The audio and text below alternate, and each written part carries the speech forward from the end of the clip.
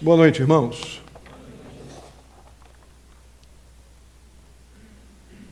Bom, vamos dar continuidade à nossa série no Sermão do Monte. Abram suas Bíblias em Mateus, capítulo 5.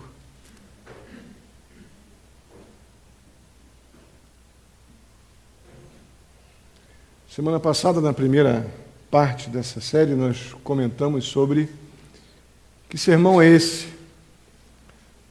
Qual o propósito desse sermão? Porque o Senhor Jesus, eu acredito que será necessário, irmãos, abrir as janelas de cima, senão o vento não circula. Então, eu pediria, por gentileza, que... Aí tem que ligar o ventilador, se não tiver o vento circulando em cima. E nós vimos a realidade de que a nossa compreensão do Sermão do Monte, apesar de você poder perguntar para qualquer pessoa se já leu ou se já ouviu sobre o Sermão do Monte, dificilmente vai ter uma pessoa evangélica ou não que diga que não, nunca li, não sei nada a respeito do Sermão do Monte. Muitos vão saber meio filosoficamente, religiosamente, a maioria vai saber assim. Muitos crentes vão ter um conhecimento, eu creio que a mensagem de semana passada nos esclareceu bastante sobre o que é esse sermão. E vimos que o propósito desse sermão é estabelecer a ética da nossa vida cristã a partir dos padrões do modelo estabelecidos pelo Senhor Jesus Cristo. Não é uma filosofia bonita, não é uma poesia, não é algo para decorar a Bíblia, mas é uma verdade prática que precisa ser experimentada pelo crente, porque o ímpio não tem como fazer isso funcionar na vida, em sua vida. Mas o crente, em função da capacitação do Espírito de Deus e por ter uma nova mente e um novo coração, ele então, não somente ele vai buscar essas qualidades de um cidadão do reino do Senhor Jesus Cristo, como ele vai desejar isso. Ele não vai ficar contente, o crente no Senhor Jesus, com a sua ética ser mais parecida com o mundo do que com Cristo, ou com o reino ao qual ele pertence. Isso vai inquietá-lo. Ao crente, isso vai inquietá-lo. Hoje vamos pensar sobre o caráter do crente no que diz respeito a esse caráter totalmente moldado, definido por essas bem-aventuranças. Vamos ler. Eu acredito que a bateria vai acabar com esse chiado. É muito provável que a bateria vá para o espaço. Eu vou tirar já então, para não atrapalhar, e vou...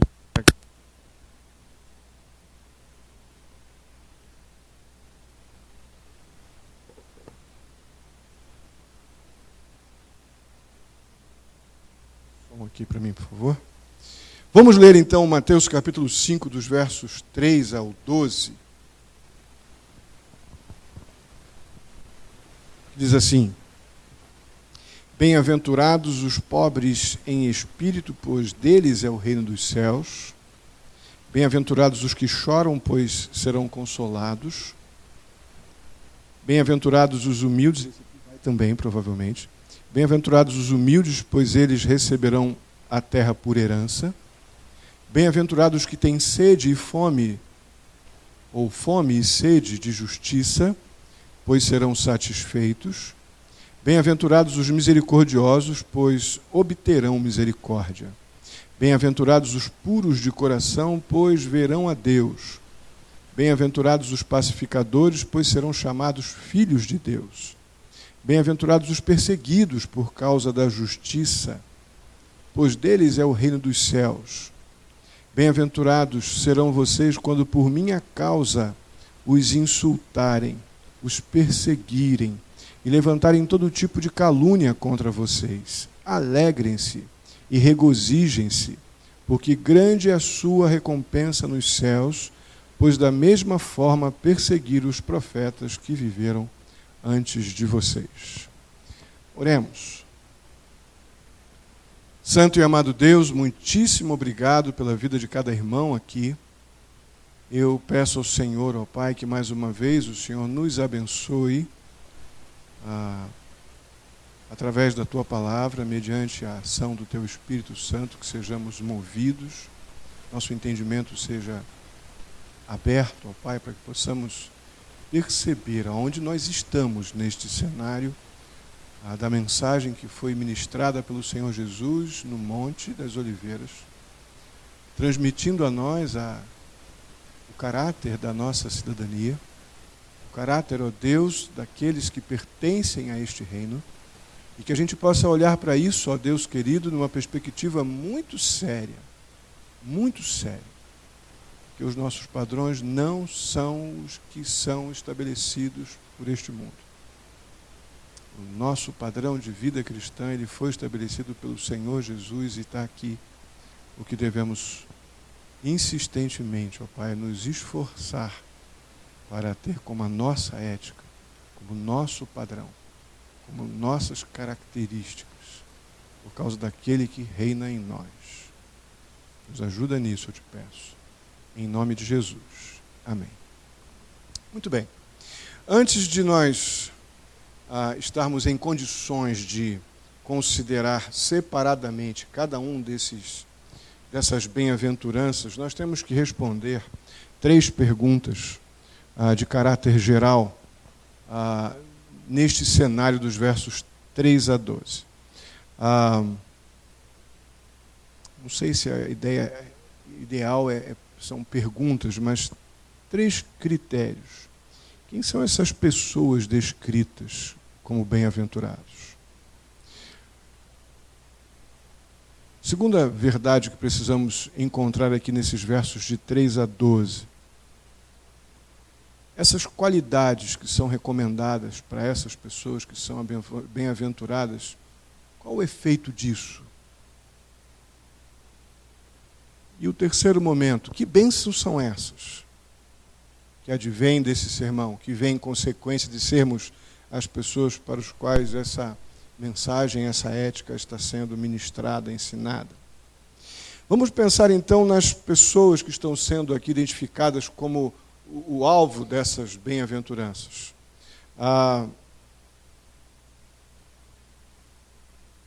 Nós não estamos lidando aqui com 8 bem-aventuranças independentes, que cada uma puxa para um lado e eu vou escolher qual a que eu mais me identifico.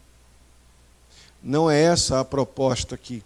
Como se a pessoa que tivesse, o discípulo de Cristo, que tivesse uma qualidade de ser mais, uma qualidade pessoal de ser mais controlado, uma pessoa mais calma, então ele vai inclinar para essa bem-aventurança, ele vai ser abençoado por isso, ou ele já é abençoado por causa disso. Isso é mais comum do que a gente pode pensar, mas não é isso, não é essa a proposta. Nós estamos diante de 8 qualidades para o mesmo grupo de pessoas que estão acontecendo ao mesmo tempo. Então, o crente no Senhor Jesus, que pertence ao grupo de pessoas para os quais essas 8 virtudes devem fazer parte da sua vida cristã, então o crente ele deve ser manso, misericordioso, humilde, equilibrado, ele precisa ter coração limpo, puro, chorar com as realidades aqui, vamos ver mais à frente, não é um choro à toa, mas sim com a dureza que o pecado, a dureza do pecado nos deve fazer chorar, pacificador, enfim.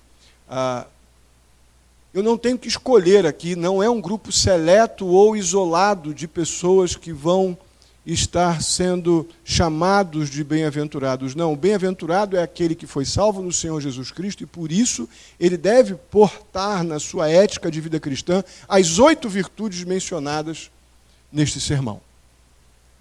Não dá para escolher a que eu gosto mais. Não é assim, não foi dessa forma que este sermão foi ministrado pelo Senhor Jesus. E nem esse grupo é um grupo de elite. Mais ou menos as forças especiais do Evangelho são os caras que sabem tudo de Sermão do Monte. Para todos. Não há o crente de primeira classe e o segunda classe. O Senhor, não. Todos têm a mesma responsabilidade, porque o mesmo amor, a mesma realidade, as mesmas realidades da obra de Cristo na cruz, tudo isso foi na mesma proporção para todos. Então, o Espírito de Deus não foi dado àquele que crê de conta-gota.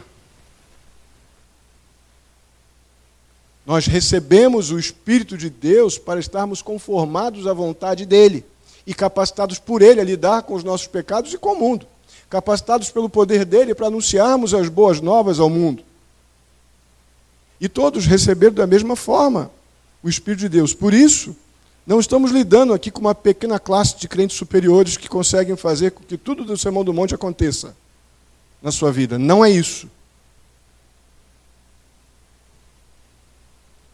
Muito pelo contrário. Essas bem-aventuranças são qualidades que precisam caracterizar todos aqueles que creem no Senhor Jesus Cristo. Então, quando você voltar seus olhos novamente em suas leituras bíblicas, devocionais, ou seu tempo de leitura bíblica, e passar pelo Sermão do Monte, não fique procurando qual que você se adapta, e sim aquilo que você não confessou como pecado ainda, para que você possa vestir essas 8 virtudes espirituais como parte da sua vida. Ah, pastor, mas é muito difícil. Eu sei, é por isso que você tem o Espírito Santo e eu também. É por isso que Cristo nos alcançou com graça inexplicável. É por isso que o poder de Deus, através do Espírito Santo, nos capacita, nos habilita para aquilo que nós, humanamente falando, jamais faríamos. Isso aqui vai ser uma luta, até que Jesus venha e nos leve. Para estarmos para sempre com Ele, aí acabou a luta. A nossa luta é contra o pecado. É o pecado que muitas vezes, nos coloca olhando para uma dessas virtudes, ou todas elas, e diz, isso aqui não é para mim. Só essa afirmação, ela só cabe para aquele que ainda não teve um encontro real com o Senhor Jesus Cristo. Aí você pode dizer que é uma filosofia muito bonita para estar no livro do Paulo Coelho, mas não é para mim. Se você não teve um encontro com Cristo ainda. Mas se você já teve um encontro com Cristo e é habitado pelo Espírito Santo, essas aqui são as realidades do reino do qual nós somos cidadãos. Ok? Nós temos então a segunda situação, as pessoas descritas então para o qual essas bem-aventuranças são ministradas, e todas elas são ministradas a nós, para que todos nós, como discípulos de Cristo, coloquemos em prática cada uma delas, as 8, na nossa vida, e não aquela que de nossa, talvez, preferência. Existem algumas qualidades recomendadas aqui para aqueles que são portadores dessas bem-aventuranças, e aqui há até uma certa tensão nessa parte que a gente vai comentar agora. Parece que a mensagem aqui desse sermão, eu não acredito que ela venha a sugerir a ideia de que o Senhor Jesus está meio indiferente à pobreza e à fome das pessoas. É Jesus bem-aventurado pobre? Bem-aventurado fraco? No primeiro momento pode pensar, parece que Jesus está fazendo uma apologia à pobreza. Porque feliz é o pobre, feliz é o fraco, feliz é o que tem fome. Mas não é bem isso não, muito pelo contrário. Eu creio que o Senhor Jesus sentia uma profunda compaixão dos fracos, dos necessitados. Nós vemos no seu ministério que ele alimentava, assim, os famintos. Disse aos seus discípulos que alimentem também, aí fisicamente falando, também, além do alimento espiritual. A questão é que a bênção do reino do Senhor Jesus Cristo, do reino de Deus, ela nunca foi uma proposta de melhora econômica ou social. Pertencer ao reino de Cristo nunca teve nada a ver com uma melhoria socioeconômica. Em nenhum lugar da Bíblia a gente pode dizer que a Bíblia está dizendo que agora eu sou crente, eu não posso mais ter aflições, apertos financeiros, dificuldades, algumas carências físicas, emocionais. A Bíblia não diz isso em lugar nenhum, muito pelo contrário. Ela diz que bem-aventurado é o pobre e o faminto.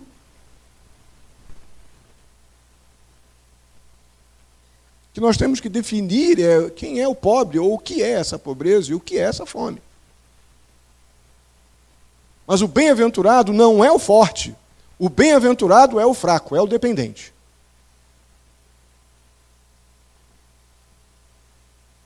Então a ideia aqui é que Deus ele pode e usa a pobreza, fraqueza, muitas vezes como meios ou um instrumento de bênção espiritual na vida das pessoas.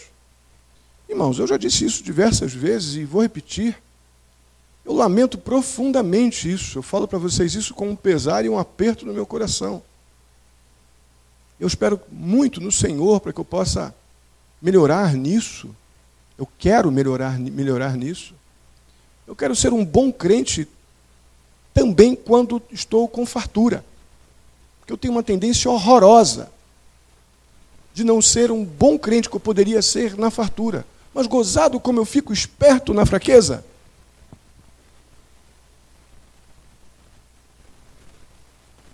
Como espiritualmente eu fico dependente na fraqueza. Como a minha oração melhora. Não sei, irmãos, eu falo isso com uma enorme vergonha.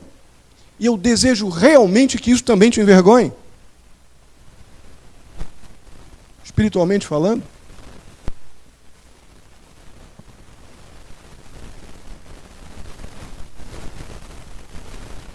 E Deus faz muito isso, esse uso da pobreza como instrumento de bênçãos espirituais. Da mesma forma que muitas vezes ele usa a riqueza como impedimento para essa bênção espiritual. Muitos que pedem riqueza e Deus abençoa com a riqueza, tem na fartura ou tem na melhora de condição de vida uma senhora de uma disciplina do Senhor.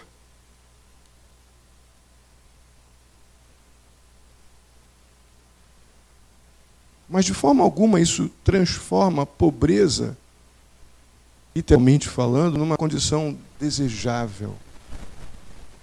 Jesus não deseja que nós estejamos sofrendo, de forma alguma. Jesus não quer o nosso sofrimento para que Ele nos abençoe. De maneira nenhuma. A igreja, de forma geral, quando eu digo igreja agora, eu quero falar num sentido bem amplo. A ideia de igreja não somente a evangélica, mas os grupos que se reúnem dentro da ideia de cristandade, porque os católicos romanos se identificam como cristãos, o espírita kardecista se identifica como cristão, não é? Só que eles não se reúnem num ambiente chamado igreja, não é? Mas a cristandade, num primeiro momento, onde envolveria aí católicos romanos que se identificam como conhecedores ou reconhecedores de Cristo como Filho de Deus, evangélicos na mesmo quadrante, não é? Repito, eu não estou dizendo que é a mesma coisa, estou dizendo que se identificam como cristãos porque confessam ser seguidores de Cristo. A forma com que os católicos fazem isso, nós sabemos que é completamente antibíblica. Porém, quando eu digo igreja aqui, eu estou nessa abrangência. Eu digo que esta igreja geral, esta igreja ampla, ela sempre errou muito quando usou essa primeira bem-aventurança, que diz lá, né, bem-aventurados pobres em espírito, pois deles é o reino de Deus. Quando usaram na história essa bem-aventurança para fechar completamente os olhos para a miséria das massas. Muitos fizeram isso. Fecharam os olhos. Ou, no outro extremo, para elogiar aquela pobreza voluntária, que até hoje existe um movimento forte da vida simples, que tem atingido até muitos líderes evangélicos, algo muito comum, os monges capuchinhos, católicos romanos. e de outros grupos que fazem uso da prática de renúncia de bens materiais. Não é isso, de forma alguma, não é isso que esse texto quer dizer, não é isso que significa bem-aventurado o pobre, algum tipo de pobreza voluntária ou um incentivo à pessoa à miséria ou um ignorar da miséria alheia como se fosse bom ser pobre ou estar na pobreza, na miséria, nesse sentido, né, a pobreza num estado de miséria. Eu creio que o Senhor Jesus Cristo realmente ele chama alguns, ele pode chamar alguns para uma vida mais reclusa. Eu acredito que sim, não tenho problema nenhum com isso. Numa condição mais simples e até de um nível de pobreza não é pecado. Nós devemos combater a miséria, não é? Mas pobreza, não ter uma fartura, não é pecado. Lá na África, eu não vi nenhum lugar que eu vi muita miséria, mas lugares que eu passei, as casas que visitei, as famílias que visitei, que via constantemente era muita pobreza nas casas. Na rua nós víamos miséria, pessoas com muito pouco, abaixo do mínimo aceitável. E pobreza como uma característica de um país. Mas pobreza não é pecado. A miséria deve ser combatida. Ou seja, não ter o que comer. Não é? Eu creio que o Senhor pode sim chamar alguns para uma vida mais simples, visando um propósito bem definido. Acredito, não acho necessário, mas acho possível. Mas, francamente, não dá para relacionar isso com bem-aventurança, não. Uma pobreza física, uma pobreza social, não tem nada a ver com a bem-aventurança que nós estamos lidando aqui na mensagem do Reino. Vamos falar mais à frente sobre isso, quando eu entrar item por item. Mas eu quero que a gente tenha um conhecimento, um panorama dos propósitos desse sermão. Então, a pobreza e a fome que Jesus se refere nas bem-aventuranças estão ligadas diretamente a situações espirituais. Não de uma situação física, social, mas completamente ligadas a realidades espirituais. Então, são os humildes ou os pobres de espírito. Quem são esses? São aqueles que têm fome de justiça. O que é justiça na Bíblia? Já disse, né, praticamente. Justiça é esta aqui é a justiça de Deus. Não vemos lá em Mateus 6,33, buscai, pois, o reino de Deus e a sua. Essa aqui. Nós não nos tornamos juízes de martelo na mão, dando batidas numa mesa, decretando juízo sobre aquele ou sobre aquilo. Não é isso. A justiça de Deus é a palavra do Senhor. Então, aqui o humilde e o pobre de espírito também é aquele que ele tem fome e sede dessa justiça. Esses é que a Bíblia declara, chama de bem-aventurados. Pessoas extremamente felizes numa perspectiva muito maior do que o nosso sentido de felicidade. Eu vou já falar sobre isso daqui a pouco.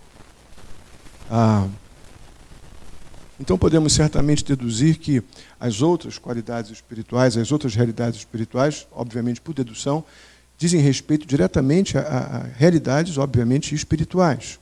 Então aqueles pobres não eram exatamente os maltratados pela pobreza, mas os piedosos. Espiritualmente piedosos. Pessoas que se compadecem do outro. E são chamados assim, em parte, acredito até, porque passavam algum tipo de aflições ou dificuldades também materiais, é possível. Talvez fossem até oprimidos por um governo, por um sistema político, isso lá nos dias deste sermão aqui, isso é muito provável. mas sem dúvida alguma eles tinham, antes de tudo, sua fé completamente firmada em Deus. Completamente firmada em Deus. Vamos pensar um pouco agora sobre as bênçãos. Quais as bênçãos do Sermão do Monte? As bênçãos prometidas por Deus para esses bem-aventurados. Quando a gente faz um bolo, pelo menos a maioria segue a receita com o objetivo de que o bolo fique um sucesso, fique bom, bonito, né? Gostoso, saboroso. Eu creio que a receita de Jesus para a felicidade humana é o exercício da bem-aventurança.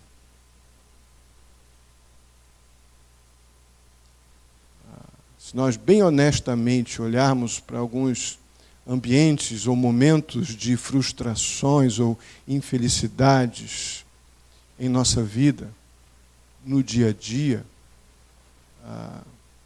se você der uma olhadinha boa para a receita, é provável que você encontre ou descubra que você deixou passar algum ingrediente. Muito provável. Muito provável. Se você for honesto, você vai ver que você esqueceu o açúcar. Botou um ovo a menos, ou coisas do tipo. Não é? Porque a receita do Senhor Jesus para a felicidade do homem, daquele que ele salvou pela sua graça, do homem de forma geral, obviamente, a humanidade, mas desfrutarão da integridade, da perfeição, dessa alegria que vem do Senhor, aqueles salvos porque eles têm o Espírito Santo que os capacita a usar, pôr em prática cada um dos ingredientes, né, a ter cada uma dessas virtudes espirituais na sua vida. Mas o problema é que resumir bem-aventurança a um estado emocional de felicidade, normalmente, só por eu já usar a expressão um estado emocional de felicidade, já nos dá a ideia de que isso pode mudar diante de uma aflição, um desgosto ou coisas do tipo. Seria muito pouco eu resumir bem-aventurança a apenas felicidade. É que eu quero fazer, às vezes eu comento isso com uma pessoa ou outra, e o que eu vou dizer agora, e não sei se quantos já viram isso acontecer, porque muitas vezes eu faço isso, mas eu já disse, olha, eu percebendo que eu ensinei alguma coisa que ficou aquém ou eu estava errada, certamente o Espírito de Deus vai me mostrar onde eu errei, onde eu posso melhorar, e vou partilhar isso com a igreja. E este aqui é um belo de um momento. Vocês, não sei quantos aqui vão lembrar, quando eu preguei há uns 2 a 3 anos atrás sobre bem-aventurança. Né? E o tema da mensagem era seja feliz. Lembram disso? E não está errado isso. A palavra bem-aventurado literalmente está ligada a uma grande felicidade. A questão é que eu estou feliz por quê? Porque estou me dando bem? Porque Deus está me dando tudo o que eu quero? Este é o problema. Estar feliz porque eu estou conseguindo tudo o que quero é uma coisa. Ser feliz por causa daquele que me salvou é outra coisa. Totalmente diferente. Uma é temporária, a outra é eterna. E muda tudo. E muda tudo. Eu, francamente, não tinha tido essa sensibilidade, essa percepção num primeiro momento. E hoje eu louvo a Deus porque eu aprendi um pouco mais com o que tenho estudado a respeito desse assunto. Irmãos, ninguém melhor do que aquele que nos criou, o nosso Deus, para saber como é que nós podemos ser, humanamente falando, felizes. Humanos felizes. Que é melhor do que o Deus que nos criou para nos dar o meio de sermos humanos felizes. E, obviamente, Ele sabe que a única forma de sermos realmente felizes é através da obediência às suas próprias leis morais, espirituais. É assim que o humano que Ele criou vai ser feliz. Realmente feliz. Quando esse humano que ele criou, esse humano que ele alcançou com a sua graça, esse humano que ele habitou com o seu espírito, pôr em prática as verdades espirituais que ele crê como palavra de Deus, é aí que ele vai encontrar ou encontrar-se com a real felicidade que Deus planejou para nós. Todo crente no Senhor Jesus Cristo, realmente genuíno, ele pode sim testemunhar sobre a relação íntima, intensa que há entre santidade e felicidade. Você já conseguiu estar num estado de santificação super legal que deixou você super infeliz? Já aconteceu isso com você alguma vez? Não, porque não tem como. Eu já, certamente, a maioria de nós já experimentou o contrário. Eu estou tão carnal que eu consigo estar também altamente infeliz. Nada que acontece ao meu redor, por melhor que seja, me deixa feliz. Porque a minha carnalidade, minha mente carnal,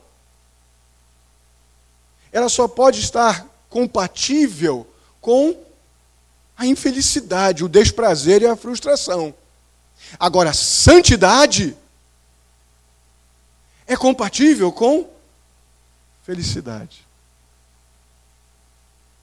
É assim que Deus fez para ser.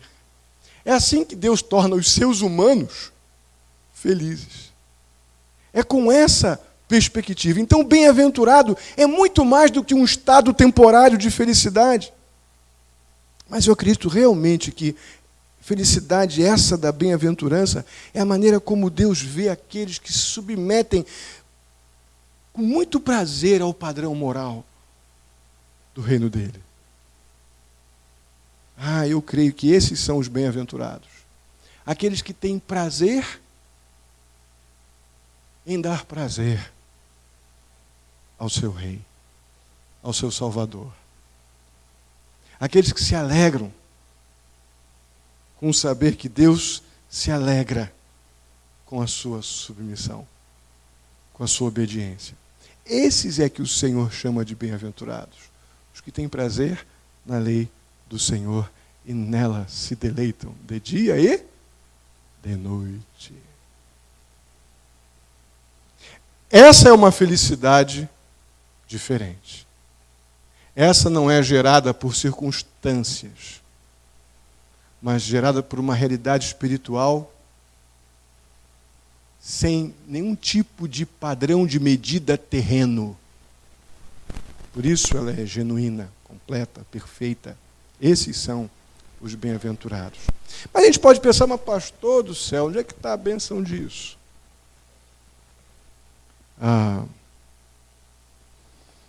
Observe aí que na segunda parte de cada uma das bem-aventuranças, nós temos a resposta. Onde é que está a bênção de eu ser um bem-aventurado? Os humildes, a Bíblia diz que possuem o quê? Possuem o reino dos céus e herdarão a... Queria a bênção? Olha a bênção aí. Os que choram, o que diz para os que choram? Eles serão o quê? Os famintos serão o quê? Saciados. Os misericordiosos vão receber? Puxa vida. E tem mais, ainda vão ser chamados filhos de Deus. Tem bênção, sim, quando eu tenho prazer de me submeter à lei do Senhor, eu agrado o meu Rei. Isso faz com que o meu Rei me olhe como um bem-aventurado, um extremamente feliz. Irmãos, isso muda bastante, pelo menos para mim, porque eu vejo que a recompensa celestial é muito grande. Nós nos gastamos tanto pelas recompensas terrenas, e quando alcançamos, você sabe bem o que eu estou dizendo, a tendência daquele hiperesforço pelas recompensas terrenas gera também, ao final, normalmente, uma grande frustração. Não há pecado algum em nos esforçarmos e nos empenharmos para termos nossas coisas. Já disse isso muitas vezes e repito agora. Mas quando colocamos todo o nosso empenho, todo o nosso esforço nas coisas terrenas, irmãos, há uma descompensação entre santidade e felicidade. Toda vez que essa formulazinha estiver descompensada, seu esforço normalmente vai trazer, em vez de felicidade, vai trazer frustração. Mas se você se empenha santamente pelas coisas terrenas, a felicidade espiritual vai acompanhar as suas conquistas. Mas se seu esforço é meramente carnal pelas coisas, não tem recompensa, a não ser a frustração de ter que começar correndo alguma outra coisa para me sentir de alguma forma útil de novo, ou de alguma forma buscando a felicidade. Está aí, irmão, o mundo é vazio por causa disso. Porque o padrão que eles buscam de vida, o padrão que eles têm de vida cristã, não é o padrão do reino, que tem como alvo a santidade, que nos aproxima do Senhor, que o sinal, que o resultado disso é felicidade. Por isso que as pessoas são infelizes e frustradas. Agora vem um problema. Na verdade, ainda não vem problema, vai chegar mais para frente. Essa bênção é para agora? Essas bênçãos espirituais são para ser desfrutadas agora ou no futuro? Se nós olharmos os tempos verbais, várias colocações aqui, a maioria delas vai nos dar uma ideia de que alguma coisa que vai acontecer num plano futuro, uma realidade meio escatológica aqui. Mas eu creio realmente que a melhor resposta é que estamos lidando com realidades presentes e futuras. A realidade do reino ela já começou e se completará plenamente na eternidade. Está muito claro nos ensinos de Jesus que o reino de Deus ele é uma realidade presente hoje, ou seja, nós recebemos, nós herdamos e nós entramos, fazemos parte desse reino no momento que somos salvos pela graça de Deus em Cristo Jesus, e da mesma forma podemos alcançar misericórdia, podemos ter consolo agora mesmo. Eu não preciso esperar apenas o consolo para a eternidade.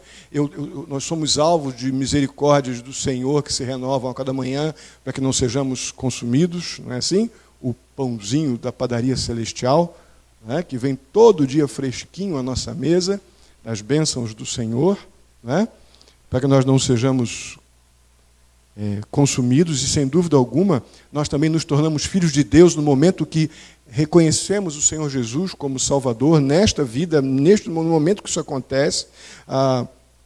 Nós temos então a nossa fome, a nossa sede da palavra de Deus plenamente saciada, agora, quando cremos no Senhor Jesus. Jesus então prometeu todas as bênçãos, todas essas bênçãos para os seus discípulos, aqui e agora, já. Vem no verso 8 que diz, e verão a Deus. Pode até parecer algo que nos leva a uma ideia de um porvir. Isso não está errado.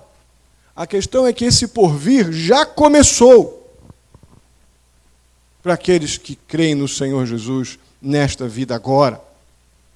Para aquele que crê no Senhor Jesus Cristo, aquele que é no Senhor Jesus Cristo, ele tem essa percepção espiritual de que ele está neste mundo, mas ele é um extraterrestre. Você já sentiu um extraterrestre? Devia. Nós somos cidadãos do céu. O nosso reino, o reino que pertencemos, não é esse não. Não vamos dizer para ele que eu estou falando de disco voador aqui na igreja, gente, por favor. Mas entenderam o que quis dizer com extraterrestre, né? Nós não somos cidadãos deste reino mundano, que Satanás é o príncipe deste mundo. Nós somos cidadãos do céu, temos que viver como tais.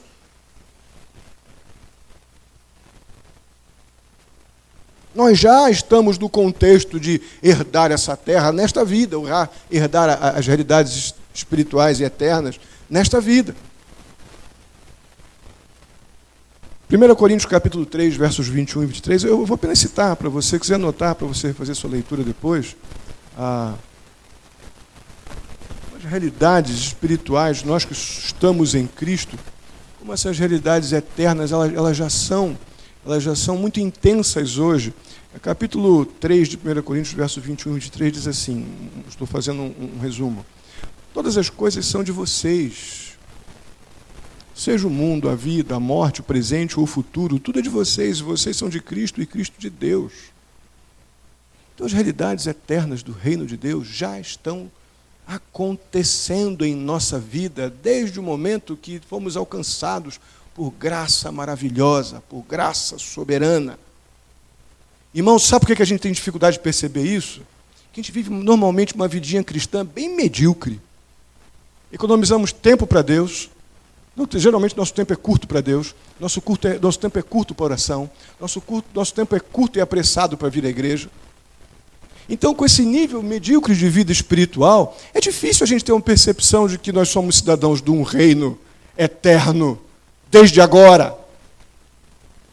Mas quando você está vivendo intensamente essa vida santificada, a felicidade que vem disso, ela não está limitada às conquistas terrenas, mas a felicidade é uma consequência direta do que eu já herdei, sem ter investido uma gota de suor por isso. Nos rasgamos todos nessa vida, e no final achamos que temos 10x, temos 1x. Eu tenho a eternidade e sou herdeiro do reino juntamente com Cristo. E não gastei uma gota de suor por isso e nem sequer lembro disso. Ainda economizo tempo para Deus. Ó Senhor, dá tempo, eu estou muito ocupado agora, tenho que ir embora. É por isso que essas percepções espirituais, elas às vezes nos chocam, ou parece que eu estou ouvindo uma coisa que não é para mim.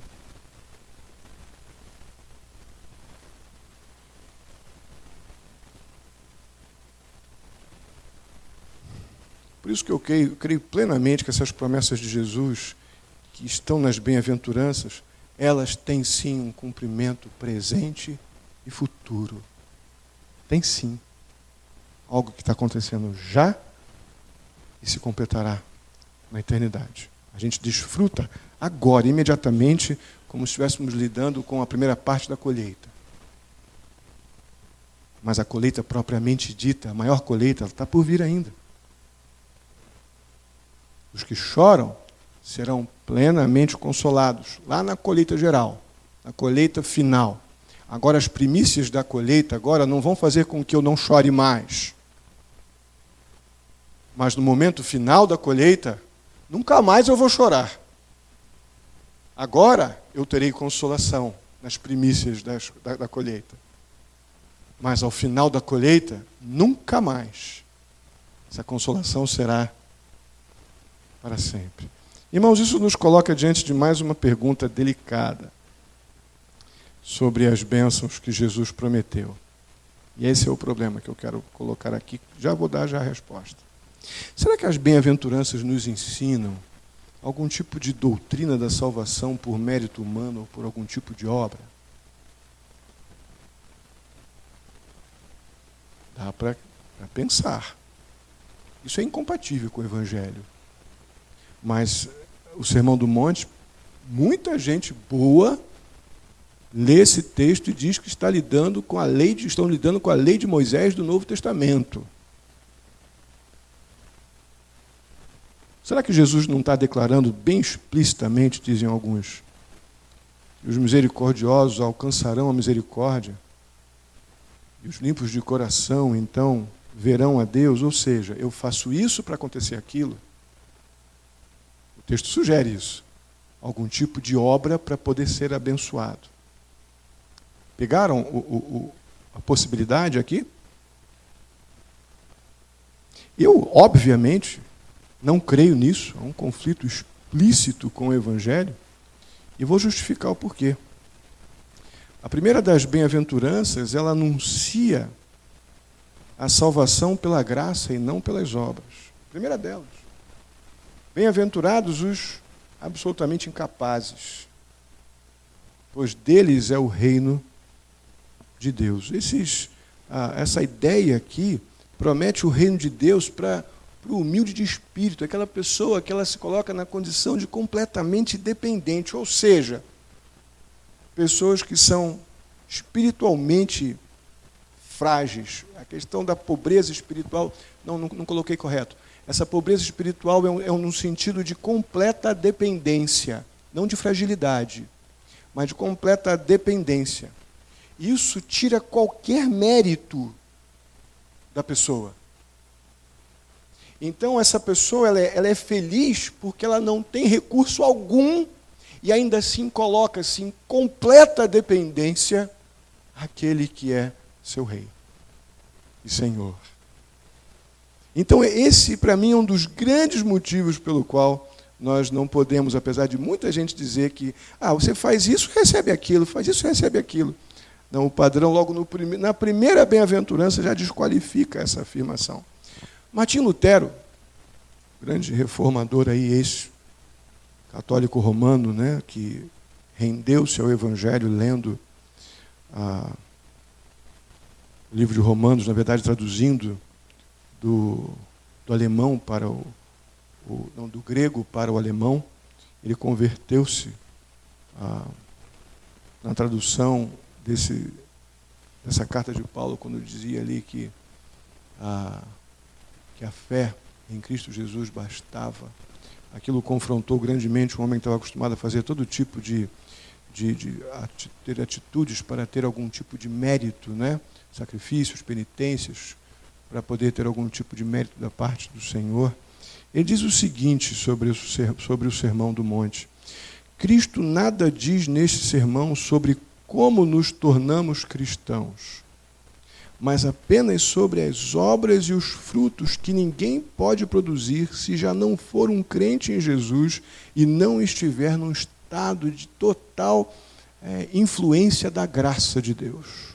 Ninguém pode produzir nada, a não ser que esteja debaixo de um estado total, de uma influência total da graça de Deus. Irmãos, todo esse sermão descreve o caráter do reino de Deus, todo ele. Dessas pessoas que nasceram de novo e que são crentes no Senhor Jesus. Essas são as virtudes que nós devemos incansavelmente lutar para ter.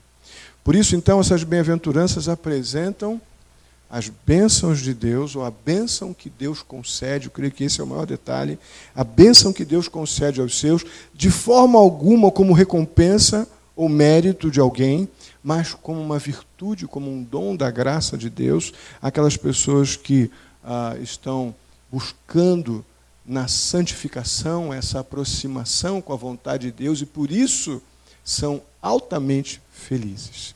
Deus nos vê como felizes quando nós estamos nessa incansável caminhada na direção desta conformidade com essa identidade daqueles que são cidadãos do reino dele. Então a gente resume esses 3 pontos introdutórios, relacionando então a bem-aventurança com cada uma dessas características que nós vimos. Todas elas têm tudo a ver com os detalhes, com as características que nós vamos ver a partir de agora. Eu creio que a partir deste momento, depois da gente ver o que é o sermão e as características desse sermão, agora nós podemos pegar, ponto a ponto, cada uma dessas bem-aventuranças e examiná-las detalhadamente, como faremos isso a partir de semana que vem. Eu quero e espero que você tenha podido ter uma percepção. O meu desejo nessa introdução que fizemos nessa quarta e na anterior, é que você veja que essa parte da Bíblia foi escrita para você. Essa parte da Bíblia não é a parte bonita que foi escrita para os outros. Essa parte da Bíblia foi escrita por Deus de forma soberana, de forma inerrante, infalível, para aqueles que Ele alcançou com o poder salvador, com graça salvadora, para aqueles que Ele habitou, colocou o Seu Espírito Santo, para que isso faça parte da nossa vida, seja nosso código de ética e conduta. O padrão moral do reino de Deus deve nos identificar, deve nos caracterizar. E a felicidade do crente não vem porque recebeu bênçãos espirituais. A felicidade do crente, ele é um bem-aventurado porque ele tem prazer na lei do Senhor. E Deus, quando olha para mim, diz assim: esse é feliz, porque ele me ama e mostra que me ama, agindo como uma pessoa salva pela graça, alcançada pelo que meu filho fez na cruz, pelo seu pecado, e tem prazer nisso. Tem prazer em mim. Esse é um abençoado. Esse é um feliz. Esse aí é um bem-aventurado. Quem tem que dizer isso sobre você é Deus, não é você e nem eu. Amém? Vamos ficar de pé. Vamos orar.